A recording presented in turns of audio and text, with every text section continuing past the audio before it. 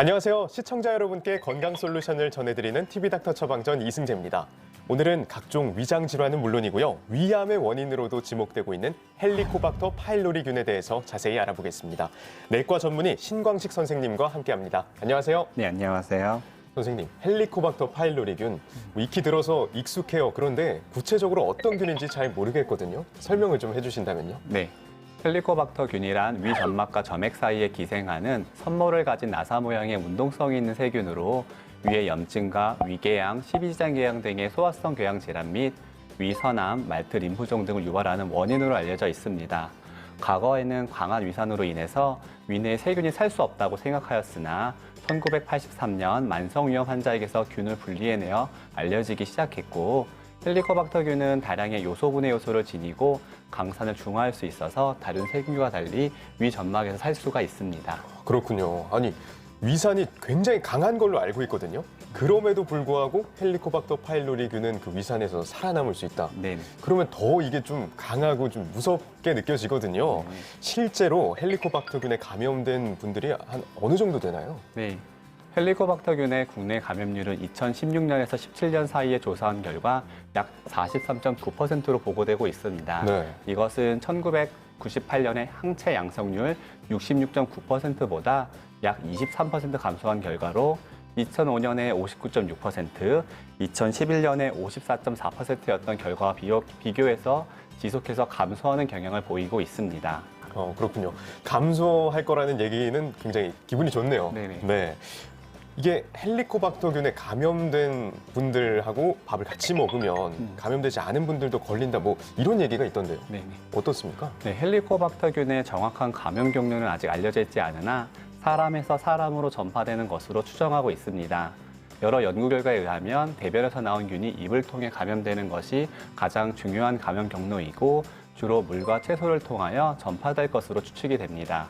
이외의 감염 경로로는 위액의 역류로 타액과 치아로 올라온 헬리코박터균이 다시 입을 통해 감염되는 경구 감염이 있으며 비위생적인 환경에서 식사를 하거나 엄마가 음식을 씹어서 아이에게 전달해주는 행동, 또 수건을 같이 쓰거나 도시가 아닌 거주 환경, 그리고 어린 시절 한방을 쓰는 가족 수가 많은 것 등도 헬리코박터균 감염의 위험을 높이는 요소입니다.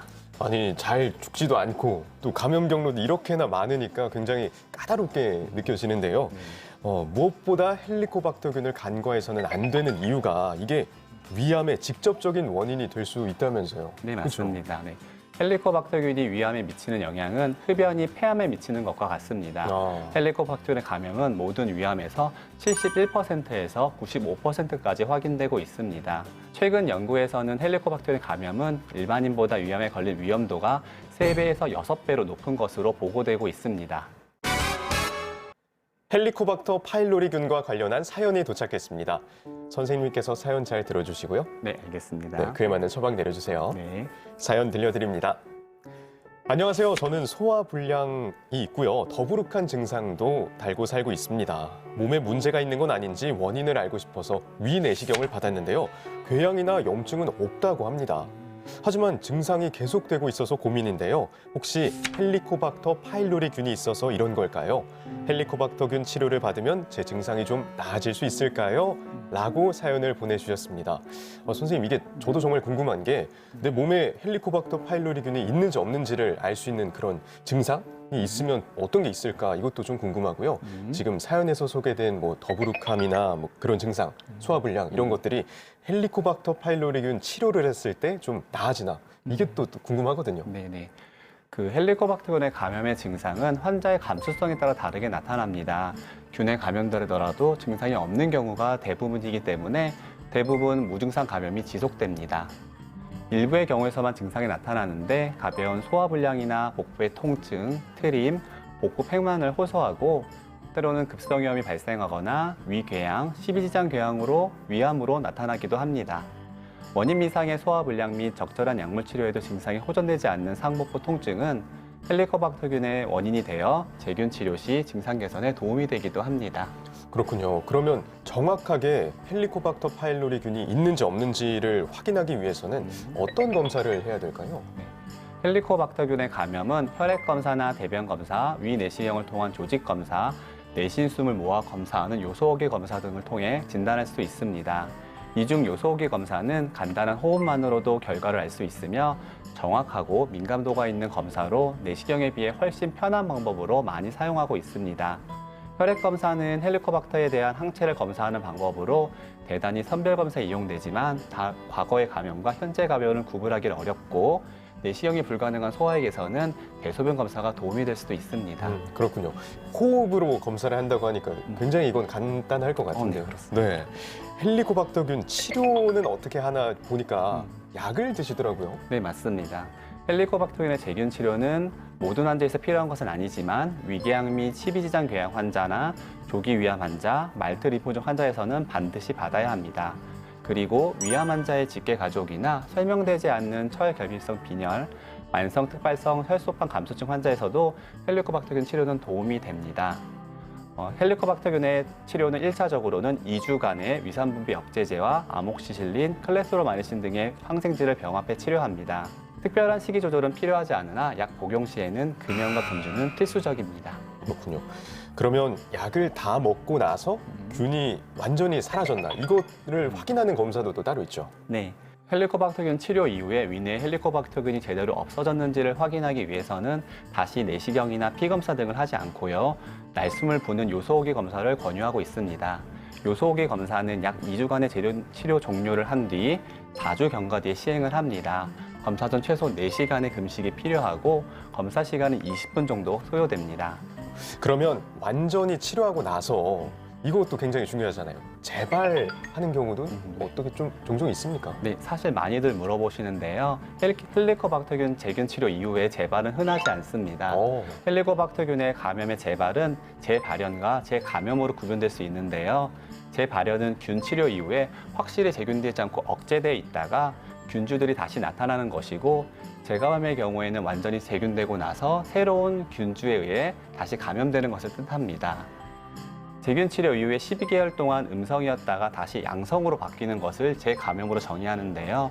선진국에서는 대부분 2% 미만만이 재감염률을 보이고 있는 반면에 개발도상국에서는 9.6%에서 23.4%의 높은 재발을 보이고 있고 우리나라의 경우에는 약 3.5%의 재감염률을 보이고 있으며 여자보다는 남자에게서 재감염이 높습니다. 그렇군요. 그래도 상대적으로 좀 재감염률이 낮은 것 같아서 마음이 좀 놓이네요. 네. 네. 헬리코박터 파일로리균 하면 사실 이 얘기를 할까 말까 했는데 그 유산균 음료 하나 딱 떠오르는 게 있거든요. 네, 맞습니다. 네. 근데 사실 저도 헬리코박터 파일로리라는 이름이 익숙한 게 그것 때문이에요. 네네. 네. 그래서 그만큼 익숙한데 이런 발효유나 유산균 음료 같은 거 이런 걸 먹는 게 실제로 헬리코박터균을 예방하는 데 좀 도움이 될까요? 사실 환자분들이 많이 물어보시는 부분인데요. 유산균 음료 광고 카피 문구 때문에 유산균 음료만으로 치료 가능한지 문의하는 분들이 굉장히 많습니다. 네. 사실 유산균 음료 단독으로는 헬리코박터균을 약 10%밖에 없애지 못하기 때문에 다른 물이나 약들과의 비교해서 큰 차이가 없습니다. 유산균이 제균 치료 시 항생제와 관련된 설사의 부작용을 줄일 수는 있겠지만은 제균율을 높이지 못하므로 헬리코박터균에 대한 제균 치료가 필요할 경우에는 요구르트를 장복하기보다는 2주간의 항생제와 위산분비 억제제를 복용함으로써 치료하시는 것이 옳습니다. 이번 코너는 OX 퀴즈로 긴가민가 알쏭달쏭한 건강 속설을 올바르게 알아보는 시간입니다. 선생님, 네. 문제 내주시죠. 네, 문제 내겠습니다. 첫 번째 문제입니다. 위염이 위암으로 발전한다. 위염이 위암으로 발전한다. 아무래도 뭔가 문제가 있는 거잖아요. 그리고 오래 놔둬서 좋을 건 없을 것 같아서 발전한다. 정답 O 하겠습니다. 네, 안타깝지만 정답은 X입니다. X군요. 근데 그래도 제가 틀린 건 안타까운데 내용은 안타깝진 않네요. 좋아요. 네, 네. 근데 그러면 어떤 거죠? 네, 단기간 내에 위염이 위암으로 발전할 가능성은 거의 없습니다. 네. 보통 단순 위염에서 위암으로 진행되는 단계는 5단계로 구분할 수 있는데요. 단순 표재성 위염, 만성 위축성 위염, 장상피화생, 이형성증 그리고 위암으로 악화될 수 있습니다. 단기간에 막 위암으로 발전하는 이런 경우는 없네요. 네, 그렇습니다. 알겠습니다. 네. 다음 문제 주시죠. 속쓰림에는 우유가 좋다. 속쓰림에 우유가 좋다. 아무래도 우유는 뭔가 이렇게 좀 걸쭉하고 포근한 그런 느낌이잖아요. 그래서 좋을 것 같거든요. 정답 O 하겠습니다. 네, 정답은 X입니다. 그럼 별로 안 좋다는 얘기인가요? 네네.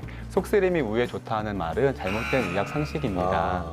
속쓰림은 소화성 궤양에 의해 유발되는 증상으로 위산과 같은 공격인자가 정상적인 방어인자보다 강할 때 발생하며 위산 분비를 증가시키는 여러 물질 중에서는 칼슘이 중요한 역할을 하고 있다고 알려져 있습니다. 따라서 우유를 마실 경우에는 약 알칼리성인 우유가 위에 있는 산을 희석 또는 중화시키기 때문에 일시적으로 증상 완화를 보일 수 있겠지만은 우유에 많은 칼슘으로 인해서 위산 분비가 촉진되고 속을 더 쓰리게 하고 결과적으로는 소화성 궤양을 악화시킬 수도 있습니다.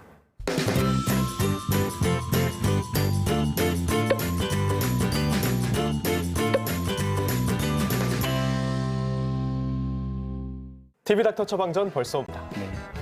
우리나라에서는 매년 3만 명씩 신규 위암 환자가 발생하고 있습니다. 헬리코박테리um 감염은 모든 위암의 71%에서 95%까지 확인되고 있습니다.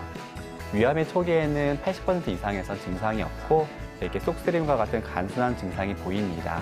따라서 만약 호전되지 않는 위장 증상이 계속 있다면은 전문의와 상의가 꼭 필요하고 특히 35세 이상의 성인은 위내시경 검사를 고려하며 헬리코박터균의 감염이 의심되고 치료에 적응이 된다면 치료를 적극 권유드리겠습니다. 네, 선생님 오늘 말씀 감사합니다. 다음 주에도 유익한 주제로 돌아오겠습니다. 대한민국 모두가 건강해지는 그날까지 TV닥터 처방전 다음 주에 만나요.